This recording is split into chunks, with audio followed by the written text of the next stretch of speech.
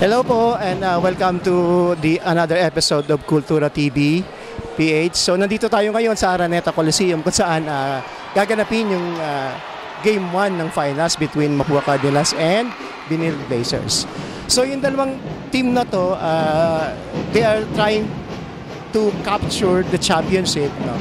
Kasi yung Mapua Cardinals, the last time that they were able to win the championship is way back 1991. So that is 33 years ago. Yun naman pong Binil Blazers, the last time that they were able to capture the crown is 2000. So that is 24 years ago. So they have every reason to really win the game, no? So abangan po natin mamaya yung mga updates no dun sa court no and you will just stay tuned no. And again, Victor Erica for Kultura TV PH.